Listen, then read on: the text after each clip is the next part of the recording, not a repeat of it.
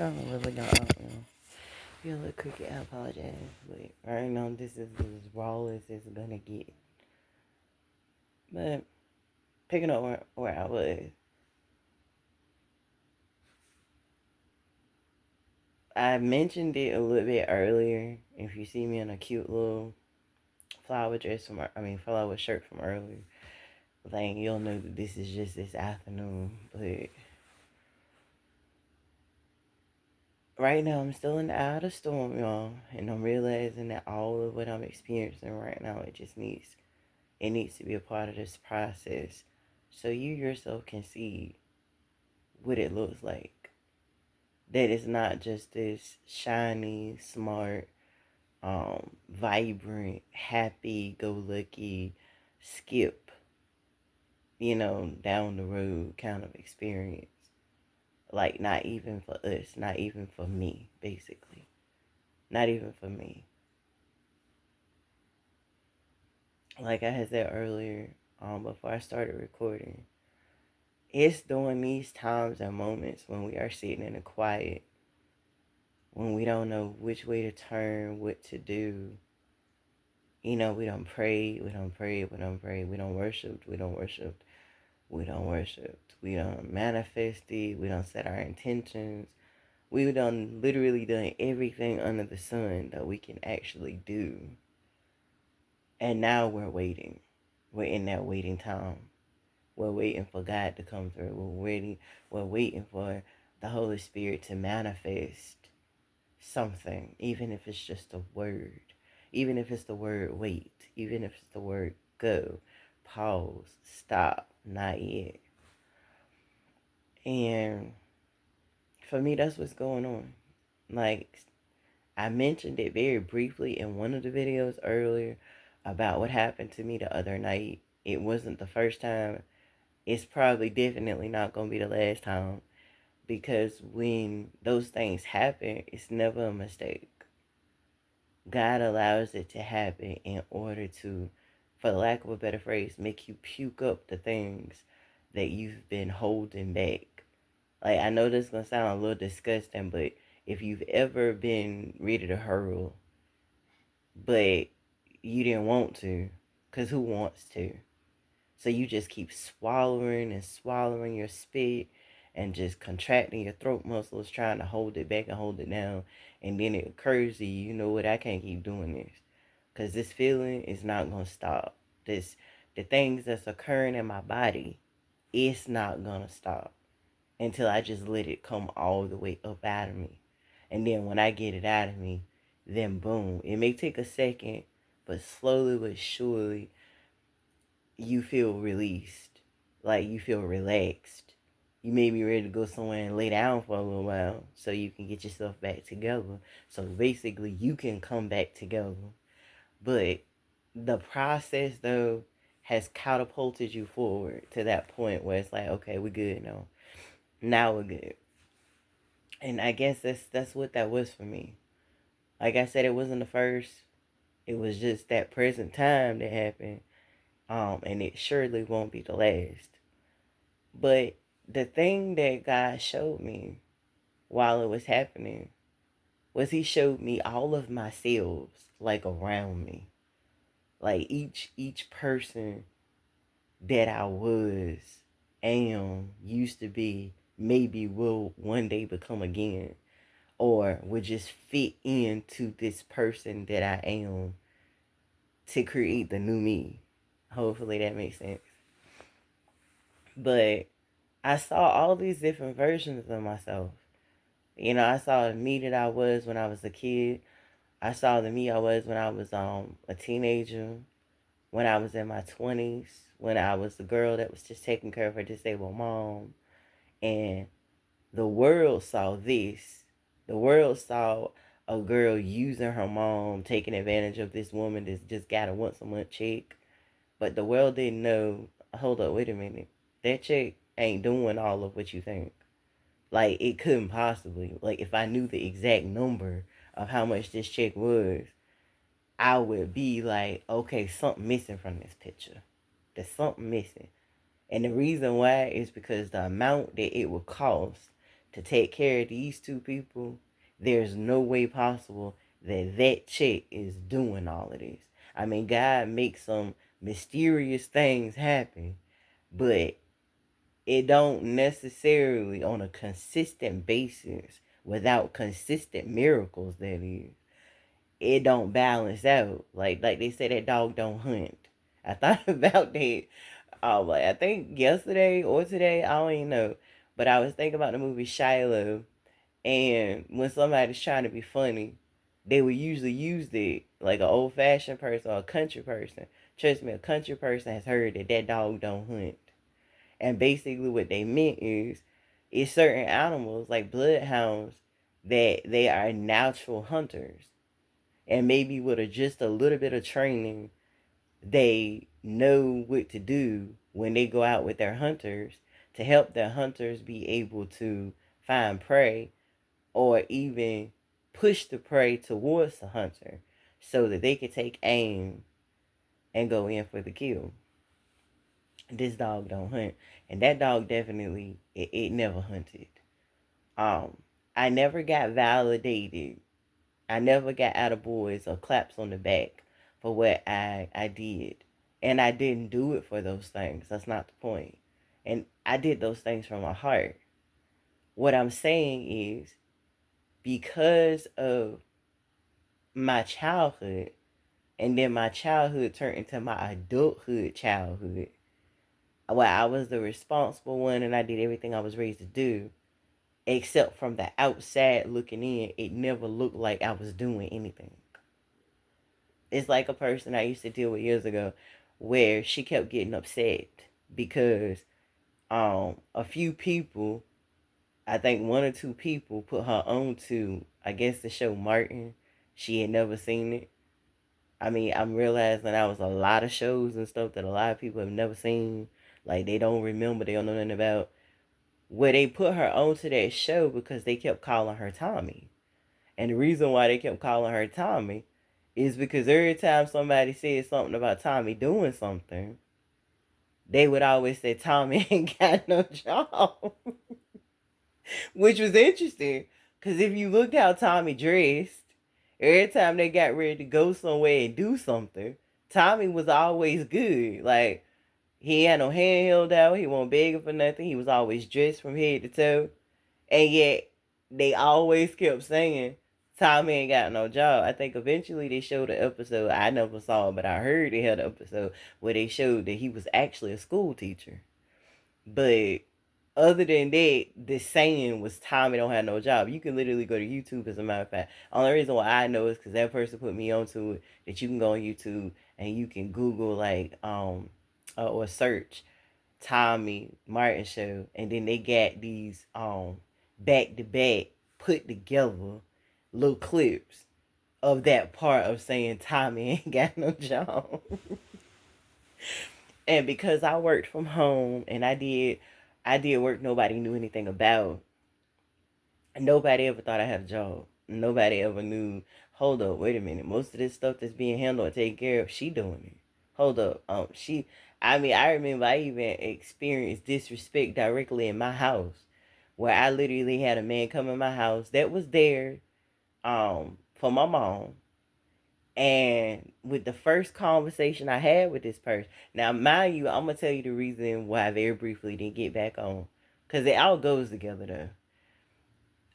This man had been coming in my house for over 30 days. He had been sneaking through the back door of my house for over 30 days. I had never laid eyes on this man. I never knew when this man was at my house. I never knew when this man was leaving my house. Didn't know what this man looked like. No hat, no hair, no nothing of this man. So finally, I brought it to the point of, look, I need to know who this person is. Like, I need to meet this person. I mean, it would be one thing if you were leaving out this house and going wherever with this man. But this man's in my house, my home. And back then, my house was everything, because I did everything in my house. I worked in my house. I slept in my house. Lived in my house, of course. Was naked in my house.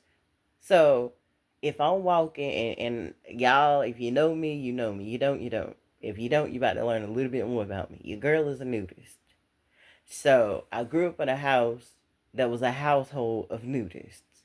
So therefore, it was not unheard of for me to leave my bedroom and go to the living room, the kitchen, my bathroom, or any place in my house without clothes. That wasn't abnormal. So imagine me realizing, hold up, it's this strange dude coming in and out of my house that I don't know. At any given time, if he was in my house and I wasn't aware, what if he came in while I was sleeping and I decided to mose out my bedroom, which my bathroom door was literally 1 inch away from my bedroom. I just had to walk out, turn, and go in. At any time, I could be just trying to scoot to the bathroom to urinate, and I could be caught like a deer in headlights because there's somebody in my house. They could be in the kitchen or wherever they may be and see me naked, which in reality, I can be in my house, right? Well, my mom got the chairs together in a nice little circle in the kitchen, invited the person, knew they was coming, but invited them to come and join us in the kitchen. So before I could even open my mouth and say a word, now mind you, I'll give you an age. I had to be about 25, I would say. Maybe a little younger, maybe a little older. But I was about 25 at that point. And this was a 60-some-year-old dude, okay? My mama was a 40-some-year-old woman at that time. So before I could say a mumbling word, my mom said this dude's name, said my name to him. And before I could even open my mouth to say anything, he asked a very interesting question. He said, hold on, wait a minute. Who paid the bills in this house? Like, who's head of household of this house? Whose name is on the lease agreement of this house? Now, the funny thing is, I didn't really bother myself with details like that. I know that don't sound grown, y'all, but listen to literally what I said before I started this. I was a grown woman handling grown woman's business, doing the damn thing as far as work, excuse my language, as far as working, stacking money, paying the bills, in charge of everything. My name was not on here the household though. My mother's name was. But my name was in fact on the lease. And it wasn't just on the lease, but it was on the money that was coming in to help us pay for this place as well. Use your imagination. We weren't exactly paying all the rent ourselves. That being said, my name was in fact on the lease agreement. But as far as head of household, my mom's name was.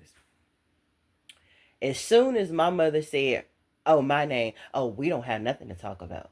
Like, I don't even understand what this meeting is about. Like, I don't need to talk to you. I don't need to tell you anything. And mind you, I hadn't even said anything. I could see if I said something rude, disrespectful, boom, boom, boom. Mm-mm. I hadn't even said boo. I said nothing. I hadn't opened my mouth to say one mumbling word. So mind you, after that, I got up, I went to my bedroom, didn't say anything else. This individual didn't even have an option to be able to say nothing to me until some weeks later. But that's a whole nother story for another day. But stuff like that, that's what's attached to one version of me that I saw standing outside myself. And then on and on and on. From that time moving forward, I just saw all these cells just standing over there. And then more truth started pulling out of me while I was in this state of mind. Bring you back to this point. I've been in my room since I've gotten home. Woe is me. Right now, I'm in the eye of the storm, like I keep telling you. Um, so the last 3 days in a row, I just have not been pulled to turn my TV on. Like usually I'll come in, I'll put something on, not even to even necessarily watch it, just because I like having something playing while I'm going about my business. I get myself together and deciding what I'm gonna do and or doing what I'm doing. And then I'll relax down and put something on I'm actually paying attention to. But I just have not been moved to turn on my TV. I've just been sitting in the silence. Or I've been taking a little bit of a sleeping pill to just go ahead and knock me the heck out for the rest of the day. mainly because I don't want to deal with it. I don't want to deal with, or not even that I don't want to deal with, don't know how to deal with it.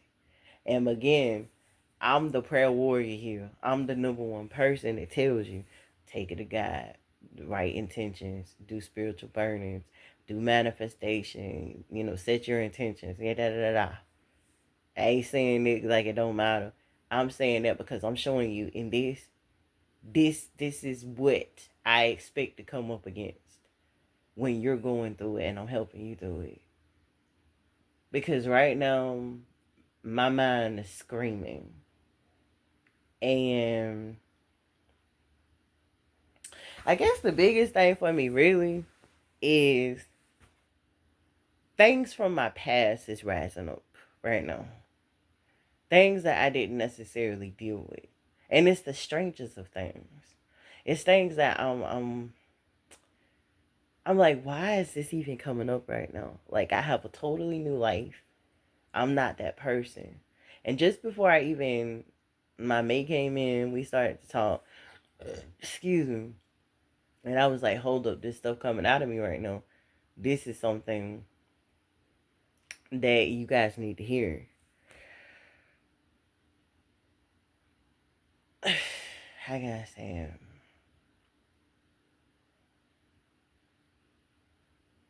Sometimes you get into a place in life where you have some things that are blocking your blessings, even if you can't see it, even if you can't feel it, and even if you don't understand it. And being in the silence, being in meditative mode, that's not prayer. Prayer is you talking to God and you listening to God.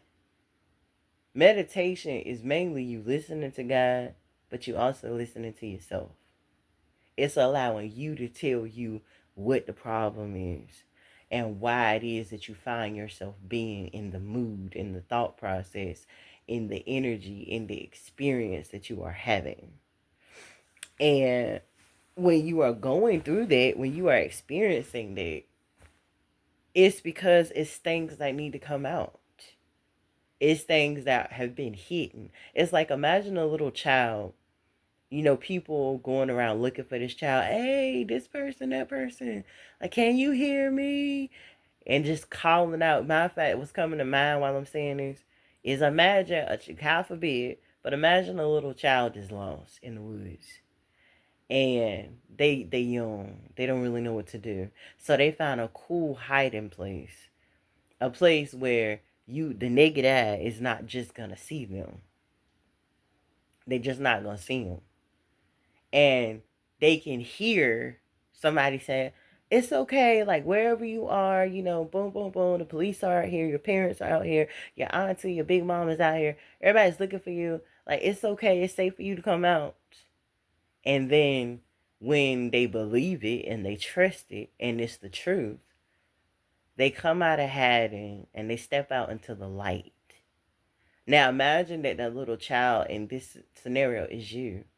It's a piece of you that's hiding behind a big old boulder or inside of a cave somewhere. And the bigger you is calling out to the little you, saying, you got to come out of there. Like, come on out.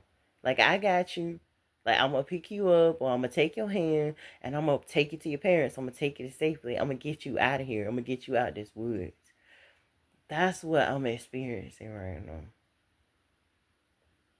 Earlier, I was in a mixture of trying to get love and support and confirmation from my mate. And when that wasn't working, I turned and I started doing it towards God. Now, don't get it twisted.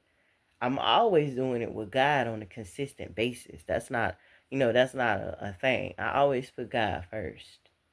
But it's when I'm going through a time like this where I really need somebody to step up, step in, and just be like, ooh, not only do I love you, not only do I support you, not only do I have your back, but I hear what you're saying.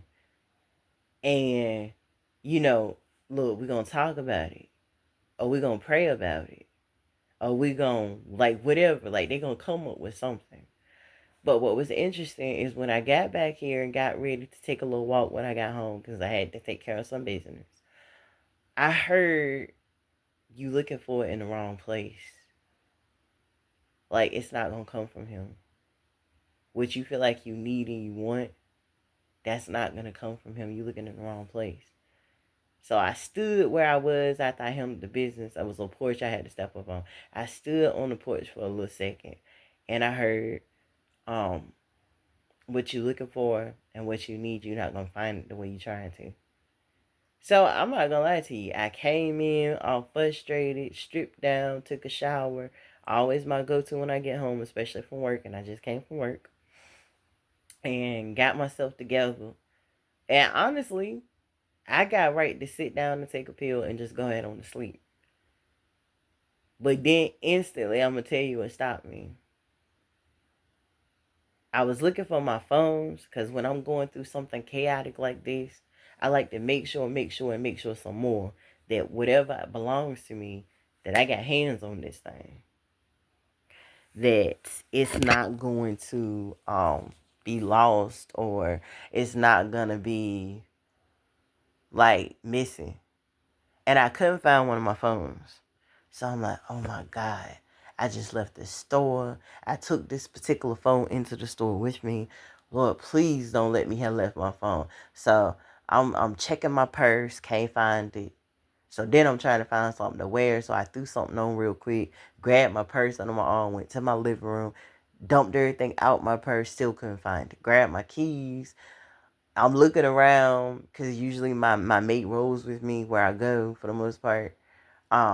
I don't see him. Don't know where he is. I mean, I know where he was, but I'm saying he like wasn't right there in the vicinity. So I took off running for the car. Look in the car, got ready to jump in the car and be like, you know what? I'm gonna just have to call him, text him, boom, boom, boom, because I know where he is. But this phone is just that important. It's got so much of my personal information on it. And I need it for so many things, including my bank account. So I'm like, I know I did not just leave this phone in the car. I mean in the store. But as soon as I opened the door, boom, it was sitting right there. And I just stopped. I put my purse down. I'm like, God, it's time for me to just lay down, go to sleep, something. I can't take this. Like, God, I can't take this. Like, this too much. Like, too much is happening here. I know I'm in the eye of the storm. Like, I'm acknowledging it so that I'm not hiding from it. And I'm acknowledging it so I can deal with it and so that I can stay clear and stay in, direct connection with my source and where all my help comes from. So I'm like, help. I'm literally saying, Jesus, help me. And I'm saying, Jesus, help. Like, I don't know what's happening right now. I'm about to lose it. I'm about to mentally lose it because I've gone as far as I can go and I've done everything that I can do. And now I'm second guessing everything I done all because I don't want to make another mistake. After I literally just gave y'all the tea this morning that there's no such thing as a mistake. And that's the reason why I'm recording this because I want you to see that even I fall victim. Even I fall victim to the things that God uses me to tell you. Because when I'm telling you, He's also telling me, and we getting it at the same time. Even if you never get it, I'm getting it. I'm getting it. I'm getting it because a time such as what happened today is a time most of all that I needed. I go back and look at the content as much as I hope y'all do when it's needed, necessary, and required, and when He uses it to bring you to it right when you need it, just in the nick of time. So I locked my car down, came back in, stripped back down again, and I still didn't take the pill. Something was just like, no, don't. And I didn't know why. All I knew is I got a direct command. No, don't. This is not a time to go to sleep. This is a time for you to stay up. So I got on my phone, started looking at some of my favorite YouTubers, and I started to relax down just a little bit. Just a little bit. So I'm doing it, and everything is cool, everything is straight. Somehow, some way, I'ma just say something else happened. But I jumped up, helped rectify that situation. Then I got back in my bed. So then I just sat here. After I looked at all the YouTube I could, looked at all the TikTok I could, I'm like, I just sat here. And then out of the blue, I'ma just say somebody came to my mind. And I'm one of those people where I don't like delete text messages. Like, not really. I might archive them, but I don't delete them. So when that person came to my mind, I went and put the person's name into where I knew the messages would be, and I started reading through them. And in the middle of me reading through them, I'm saying to myself, and myself is saying, and I'm directly saying it to God too, why am I looking at these messages? First of all, this messages is over a year old. They over a year old. These messages is from 2024.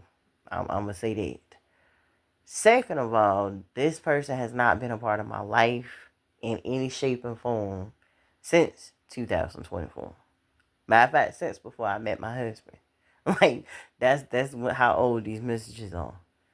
So I'm looking at them because I'm like, why did you send me here? I don't understand. Like, what exactly am I supposed to be getting from these messages? Like, I don't understand. And right in the middle of me reading the messages, my husband walked in. He comes over to me. He lifts up the blanket. He grabs my feet and he starts to pray for me. He starts to pray over me. And that just added to how I was feeling about me sitting here looking at these messages. And I'll tell you the reason why.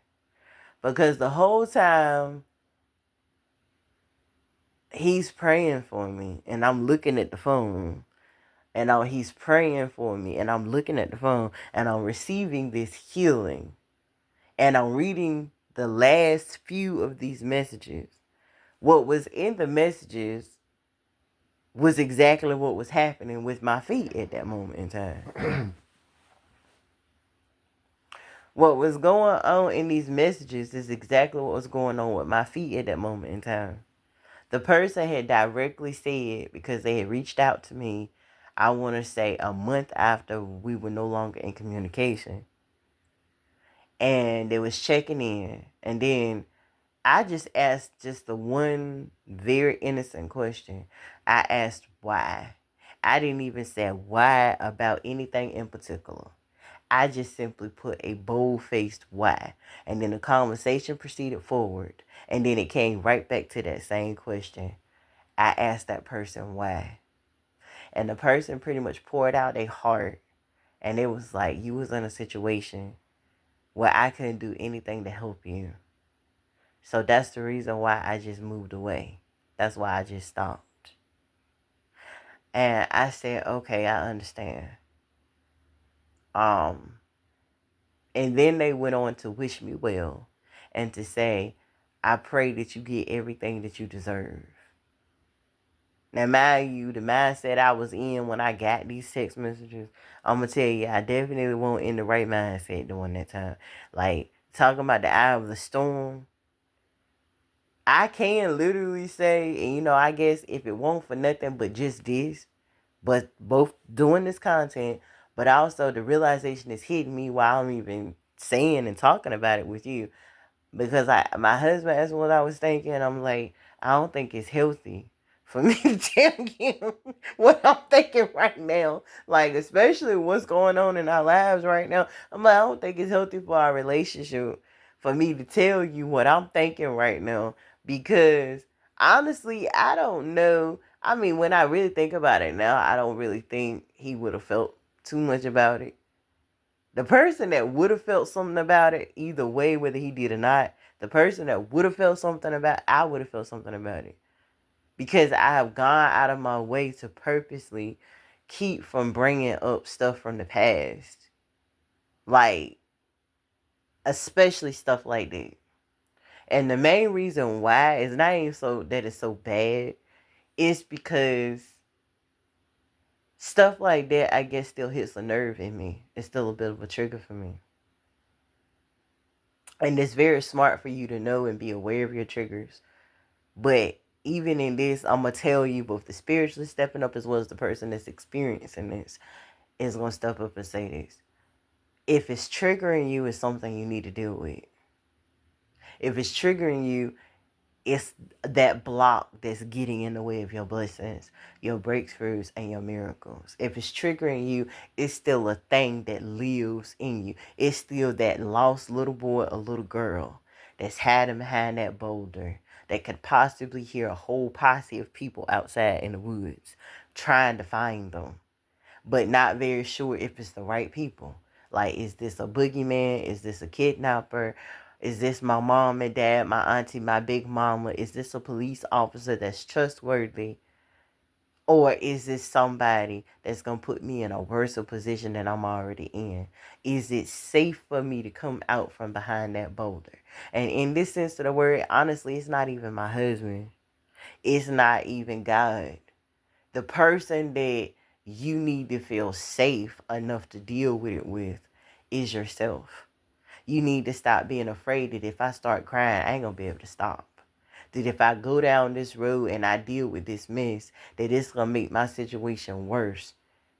And be open to the fact that, okay, it possibly could, but what if it makes it better? What if it takes the load off your shoulder? What if it relaxes you? What if it brings you to an even deeper level of peace? What if it gives you an even deeper relationship with God? What if it gives you an even deeper relationship with your mate? If you do acknowledge it. Because again, I couldn't understand before I even got on here and started doing this, why that person came to mind, why those text messages was a thing for me to go find, and why it was even important for me to read them. And I almost felt like I was being, disloyal. I almost felt like I was being disloyal, even still owning those text messages, even though it's not a thing. Because, I mean, it's not like, oh, I read these every day or even think about them. I got billions of text. If I had to go through and delete every text message I ever owned in my Google Voice number, well, let's just say I've had this number since 2011. So I would be deleting for the rest of my life, and I still wouldn't have deleted all the text messages that's been archived. So do the math on that one. But I felt disloyal to be feeling like I am, feeling vulnerable, feeling exposed, feeling, I can't say I feel alone as if I'm alone, but feeling like all of this stuff is on my shoulders alone. Feeling like I'm that person. And I'm going to get a little emotional with y'all. And honestly, it is what it is. Because like I said, this is me doing what I said in the first video this morning. Being your authentic self with you and telling your truth. And the first person that needs to hear the truth is yourself. You need to hear the truth. You need to know the truth. You need to know the truth, and then you need to deal with that truth so that that truth can set you free. But when you feel like you're carrying it all alone, like if this don't hit the fan, ain't nobody else really gonna be slighted or in a bad place but me, because it's all on me. Yeah, I pray and I worship and I give it over to God and I trust Him. And I do. I trust Him with all my heart. I trust Him with my life, my house, my home. I trust Him with my husband. I trust Him with my car. I trust Him with my job. I trust Him with my business. I truly trust God. But I'm still on the early version, the earliest edition of trusting myself. Why? Because I have made these mistakes, even though there's no such thing as a mistake. Even because I've made previous wrong turns, even though they weren't wrong turns. The only reason why we call them mistakes and we call them wrong turns and all that is because we don't like what happened after we made that choice and decision. We don't like what road we had to travel because of that choice and that decision. Even second guessing ourselves and second guessing God, because it's like, wow, I came down here and I did this and I did that. This was the right thing to do, and look what situation I'm in. Look at where I am. It's all, but what comes to mind even while I'm talking about that, like even that situation, is this episode of Agents of Shield. I don't know if you've ever seen it before, but it's an episode in the first season, I believe, where the boss man had went to follow this compass that had appeared on his badge. Like something happened to click an alert or something. And his badge had turned a certain color and it showed certain numbers, and those numbers was put into the navigation, and it had coordinates. It was turned out to be coordinates. And so when they landed on this place, he's like, I know we didn't come here for nothing. And in his anger and frustration, the same kind of feeling that I'm feeling now, or at least I was feeling before I started doing this. He threw his badge and instantly it got shots. And that's when they realized, hold up, this place it is a place. This is a reason. We were led here. We were guided here for a purpose. It was a purpose of why we were gathered here. Yeah, we looking around at all these trees. We don't see a building. We don't see nothing, and we don't see nobody. And yet, this was not a wrong turn. This is exactly where we were meant to be, and this is exactly what we were supposed to be doing. We're just waiting. We're just sitting in the silence. And maybe we're getting triggered and we're getting angry because that anger is going to trigger us to do something that if we had not got angry, if we had not got frustrated, if we had not thrown the badge or whatever it is for you, if I had not came in here, got in my bed, got ready to take a pill and just go ahead on to sleep, the exact opposite of what I wanted to do in the first place, then I wouldn't be making this. I would be asleep right now. I wouldn't have gone to those text messages. I wouldn't have been sitting here looking at these text messages trying to figure out why this person of all people would be coming to my mind, especially when I got a whole husband now. And I literally mean it exactly the way I just said it. I'm going to say it one more time. I have a whole husband now. So me and that person, honestly, I can't say we could be friends. That's not even a thing. We couldn't be friends. But that person coming to my mind because of how I was feeling. Boom. My husband coming in and praying over my feet. Covering me. Doing exactly what I heard Fantasia say about her husband. He was down on his hands and knees when they first started dating. And he was just about to let her go out on tour.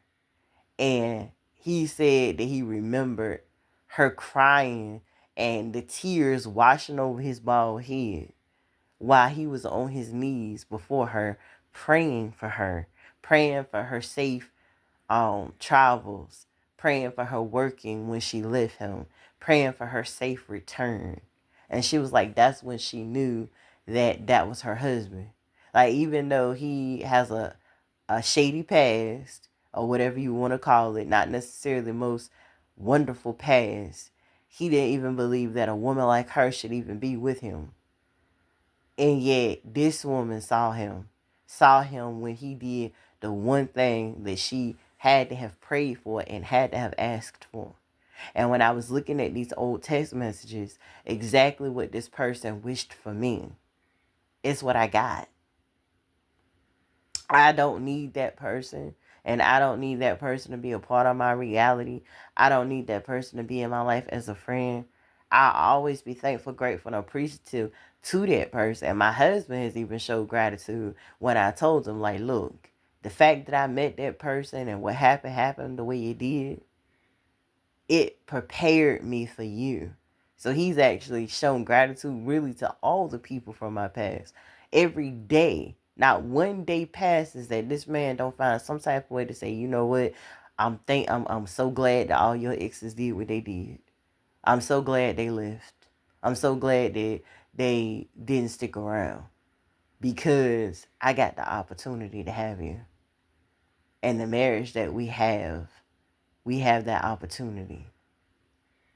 Like, I actually see you as that queen when they may have seen you as the ugly duckling.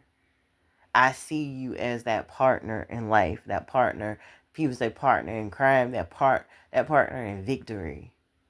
Even though they might have felt like, hold up, wait a minute, nah, you ain't it. Because I know that you are it. And I have that. I have it in God. I have it in myself. Well, I'm getting it into myself. But I also have it in my partner. So you see, when you are in the eye of the storm, because like I said, this ain't the first time I've been in the eye of the storm. This is the first time that I'm dealing with it exactly the way I'm supposed to. And that's why it feels so uncomfortable. I told you in one video, one of the videos that we actually did together this week, um, it's gonna feel triggering or it's gonna feel interesting. And for me right now, it's both. It's both triggering because it's making me go back and see where I came from, what I came from, and the experiences that I was in, and showing me the experience that I have and that I'm in now, how far I've grown, how much I've accomplished. And one of the people that I didn't see outside that night when I was in that meditative state is I didn't see that me. That me that I almost forgot about. That me I was just before I became who I am right now. And the reason why I didn't see that me is because that me still lives inside of me. All those other me's, they've gone. They've moved on. They go no further with me. I even will go so far as to say the reason why I saw them standing outside of myself like I did the other night is because now they're moving on. Now, anything and everything that was assigned to me and attached to me, connected to all those old versions of myself, they go with me no further. They are gone.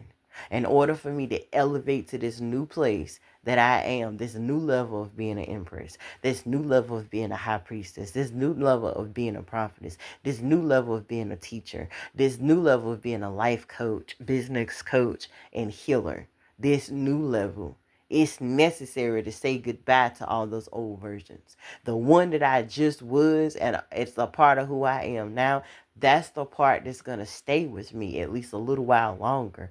Or it may stay with me forever. Why? Because I grew from her. I was built and I was molded from her.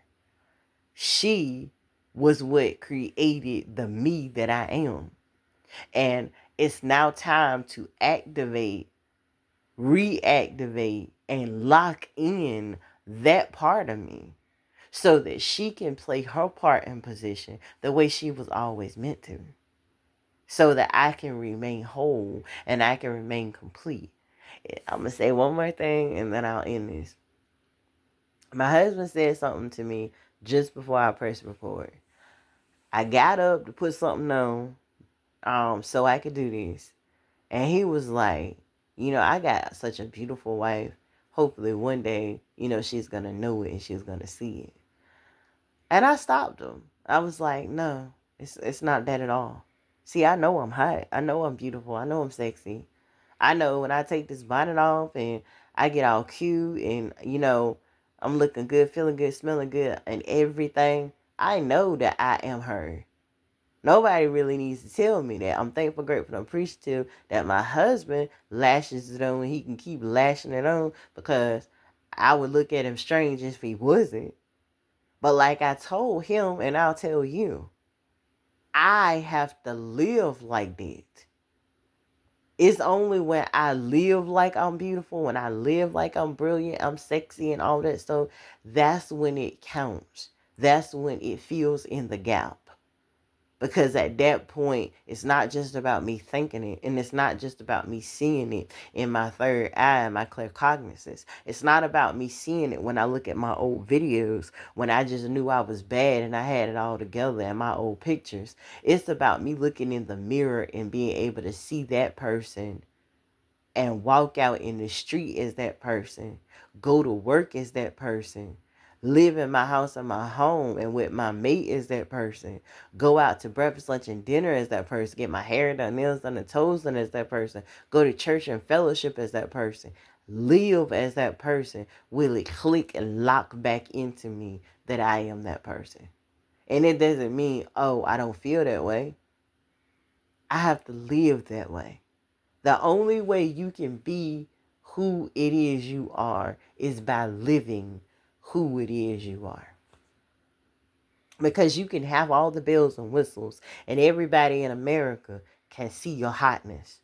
But if you aren't living in your hotness, it doesn't even matter. All you see is a bunch of steam rising off of you, while the world sees you as a trailblazer and the world sees you on fire. You've got to be able to see yourself on fire. You've got to walk in your fire. You got to talk in your fire. You got to be in your fire in order for you to be able to acknowledge the fire. Or else, all you see is smoke. All you smell is smoke. All you feel is smoke. But you feel like embers. You experience embers. But you don't truly experience your flame. And that's what it's about. It's about actually experiencing your flame. Matter of fact, the movie, what is it? What's that movie? The movie that's got the 4 people in it. It's got the girl from Honey. What's that movie? It's got the girl from Honey.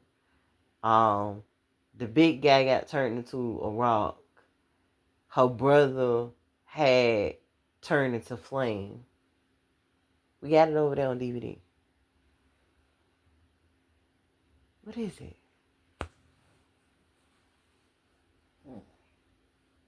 Y'all might know what I'm talking about. But the brother, whenever he gets ready to start flying, he calls out flame on. You gotta be flame on. You gotta be that person to yourself, and you gotta be living with your flame. Fantastic 4. That's what it is. Fantastic 4. You gotta be able to yell and scream just like that dude do up there. Flame on. You gotta be able to say flame on. Because it's only when you can say flame on and you live your life flame on that you can actually be on. But until then, you will be off and you will remain off. So during the eye of the storm, remember to flame on. Even if it means you got to be in your room with your TV off and you got to let the demons come up. And when we say demons, we ain't talking about Satan's demons. We talking about your own personal ones that's living in your mind, your body, your spirit, and your soul. The ones that is hiding the little version of you behind the boulder. While everybody's out there in the woods yelling and screaming your name, trying to get you to come out. While that person that is you is yelling and screaming your own name, asking the little you to come out so you can save him or her. So you can cover and you can protect him or her. So you can love him or her. So you can support him or her. So you can know that you are her. You are him. And nothing going on in the storm is going to shake you, distract you, hurt you, or break you down so much that you can't even say, thank you, Jesus. All you can say is help. You don't want to be in a state of help. Help. You don't want to be in that state. Because you can't grow in that state. You can't heal in that state. You can't rise up and do great things in that state. You can't look good in that state. You can't feel good in that state. And you can't be good in that state. You got to shake those ashes off. You got to be covered in that kerosene or that gasoline so that when you say flame on, you can shoot from here all the way through outer space and not flame out. Yeah, not flame out. Hopefully this helped you. It definitely helped me. But yeah, this is what being in the outer storm looks like. Even for a Christian spiritualist, even for a life coach, even for a business coach. While I'm helping others get their lives together, trust me, I'm not ever stopping the process of getting my own together and keeping my own together. But this is what it looks like. And if I can do it, if I can come back up here and tell you what blessings, breakthroughs, and miracles show up after you see this, then you know. Then you know this is not a game. This is not a joke. This is too much for real, for real. Because if I can do it, and I can expose it raw like this, and I can show you before, and then I can show you after, that I'm literally showing you what you can do. I love y'all. God bless you. And I hope you have an amazing day. You heard me. Peace. Thank you, thank you, thank you.